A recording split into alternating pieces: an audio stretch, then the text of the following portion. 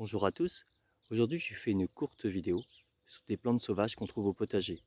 Ces fameuses plantes sauvages qu'on a du mal à se débarrasser quand on jardine de manière traditionnelle.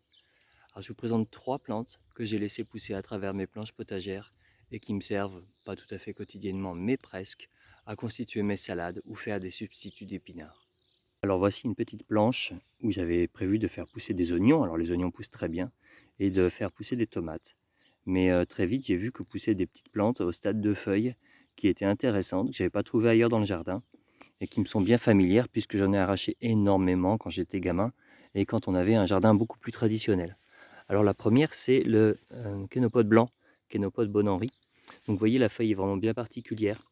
Et elle a une teinte un peu bleutée, un petit peu grisée au revers. Et on a toujours l'impression qu'il y a comme une espèce de petite rosée sur la feuille. Là, on voit que ça brille un petit peu au soleil. Alors cette feuille-là a vraiment un goût agréable, assez neutre mais agréable, qui fait un peu penser à l'épinard mais en plus doux. Un petit peu plus loin, j'ai une plante que j'ai déjà pas mal récoltée et que j'ai mangé plus en cuit par contre, hein, parce que bon, on peut manger l'autre que je vous ai montré, le conopode, en cru, c'est délicieux, donc je ne le fais pas en cuit. Et donc là, c'est plus en cuit, puisqu'il y a quand même une certaine amertume. Alors il s'agit du laitron maraîcher. Celui-là, c'est le maraîcher. Il y a plusieurs laitrons, celui-là, c'est le maraîcher. Donc voilà, les feuilles sont tendres quand elles sont cuites, fondantes. Vraiment, c'est un petit goût avec très peu d'amertume, mais un petit goût vraiment très agréable en cuit. Donc facile à reconnaître aussi. C'est pas un chardon, même si ça peut paraître un petit peu piquant, mais c'est pas un chardon du tout, hein, c'est plus proche de la laitue que du chardon.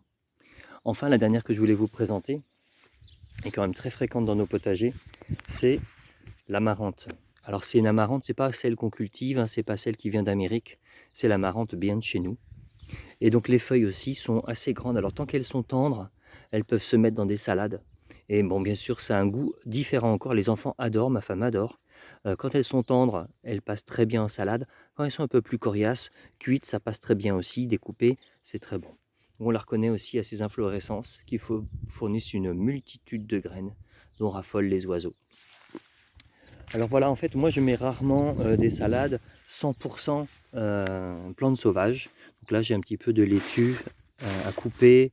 Voilà, j'ai différentes salades et je vais tout mélanger. En sachant qu'à cette saison, ces plantes-là que je vous ai montrées sont quand même assez, quand elles sont bien arrosées, elles n'ont pas un goût très fort. Donc ça passe très bien dans des salades.